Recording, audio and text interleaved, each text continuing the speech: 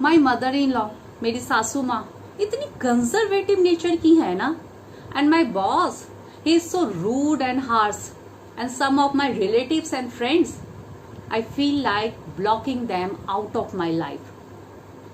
जिन करीबियों के साथ हम रह रहे होते हैं ना, कभी कभी हम उनसे बहुत आहत हो जाते हैं, लड़ाई झगड़े भी हो जाते हैं, और हम सोच लेते हैं कि नहीं, अब इस रिलेशनशिप में हमें सरवाइव नहीं करना, we can not tolerate this and we decide to quit.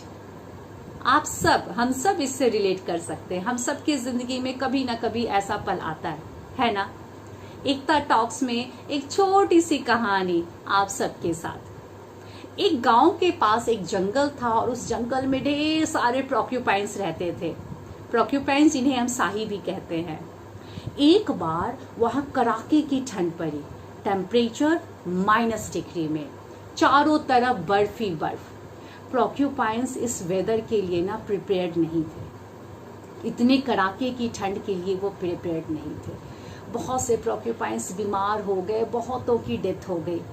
कुछ बुजुर्ग प्रोक्यूपाइंस ने बोला, भैया ऐसे तो हमारी पूरी प्रजाति ही खत्म हो जाएगी, चलो एक मीटिंग बुलाई जाए और स्ट्रेटजी डिसाइड किया जाए कि कैसे इस ठंड से हम अपने आप को बचा सकें।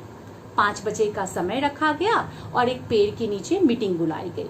जैसे ही 5 बजा, जंगल के सारे प्रोक्यूपाइंस धीरे धीरे पेड़ के नीचे इकट्ठा होने लगे। जैसे ही सारे प्रोक्यूपाइंस इकट्ठा हुए ना, एक मैजिक हुआ। सबको महसूस हुआ कि उन्हें ठंड कम लग रही है। एक्चुअली एक दूसरे के शरीर की गर्माहट उन्हें मिल रही थी। वो जितने पास आ रहे थे ना, उन्हें उतनी गर्माहट मिल रही थी। सबने कहा, भैया अब तो कुछ और चाहिए ही नहीं। हम अगर एक साथ रहें, एक जगह रहें, तो एक दूसरे की शरीर की गर्माहट से ना एटलीस्ट इस ठंड को तो हम काट ही लेंगे, बाकी आगे का आगे देखा जाएगा। तो सबने डिसाइड किया कि हम अब सब साथ में रहेंगे ताकि एक दूसरे की शरीर की गर्माहट हमें मिलती रहे। जैसे जैसे दिन ढलने लगा, रात होने लगी, ठंड बढ़ने लगी, सारे प्रोक्यूपाइंस ना एक दूसरे से चिपकने लगे, क्योंकि ठंड काफी थी और उन्हें एक दूसरे के शरीर की गर्माहट चाहिए थी। आपको बता दूं, एक एक शाही, एक एक प्रोक्यूपाइंस की बॉडी में ना एटलीस्ट 30,000 क्विल्स होते हैं, और बिल्कुल चुभने वाले। जितना वो एक दूसरे के करीब आते ना, उतना क्विल्स उन्हें एक दूसरे को चुभता। पर मरता क्या ना करता, ठंड से तो बचना था ना, ठंड में भी मौत थी, एटलीस्ट यहाँ पे चुभन ही हो रही थी, तो वो एक दूसरे के और करीब आए जा रहे थे। कुछ लोगों का तो ब्लड भी आने लगा। कुछ प्रोक्यूपाइंस ने कहा, ये भैया टू मच है, मैं ऐसे नहीं रह सकता, तुम्हारे क्विल्स मुझे चुभे जा रहे हैं, मैं तो बहुत अनकंफर्टेबल फील कर रहा हूं। और उन्होंने बोला कि मैं इस ग्रुप में नहीं रह सकता।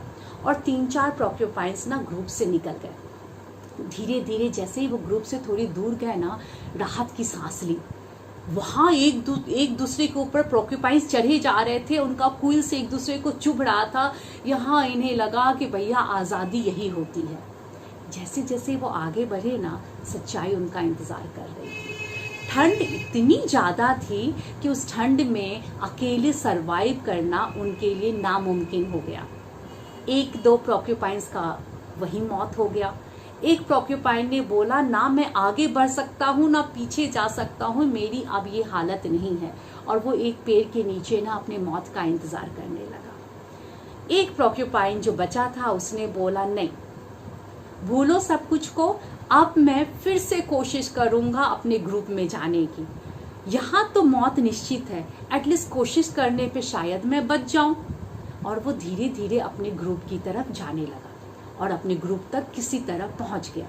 जैसे ही अपने ग्रुप में पहुंचा ना, एक दूसरे की शरीर की गर्माहट उसे मिलने लगी और उसे लगा कि जन्नत में मैं आ गया हूँ। और वो बिल्कुल एक दूसरे से चिपकने लगा और भूल गया कि उसे एक दूसरों की क्विल्स चुभ रही है और ब्लड आ रहा है, क्योंकि उसे पता था कि ग्रुप से निकलकर उसे कैसी जिंदगी मिलने वाली थी। ऐसा ही ना हमारे साथ भी होता है। हम डिसाइड कर लेते हैं कि now we have to quit. हमें पता नहीं होता है कि आगे हमारी जिंदगी इस ग्रुप के बगैर, इस रिलेशनशिप के बगैर कैसी होने वाली है। कभी कभी ना हमें कंफर्टेबली रहने के लिए ना डिस्कम्फर्ट को भी अपनाना होता है। Learning to accept each others imperfections can be a successful survival strategy. हाँ, ये जरूर कहूंगी कि जूता किसे कहाँ काट रहा है ना, ये पहनने वाले को ही पता होता है। उस चुभन का एहसास उस पहनने वाले को ही होता है। तो ये हर किसी पे लागू नहीं होता कि आप सरवाइव करने के लिए, सक्सेसफुल लाइफ के लिए एक दूसरे की इम्परफेक्शंस को अपनाएं और एक दूसरे के साथ रहें। पर हाँ, अगर आपने कभी डिसाइड किया किसी भी रिलेशनशिप से क्विट करने का, तो कम से कम उन प्रॉक्यूपाइंस के बारे में जरूर सोचिएगा और एक बार ये स्टोरी जरूर सुनिएगा। शायद ये आपको डिसाइड करने में, डिसीजन लेने में मददगार साबित हो। पर जरूर यही कहूँगी अंत में कि चॉइस और डिसीजन हमेशा आपका अपना है, क्योंकि आप ही को पता है कि जूता कहाँ चुभ रहा है ना? क्या कहते हैं आप?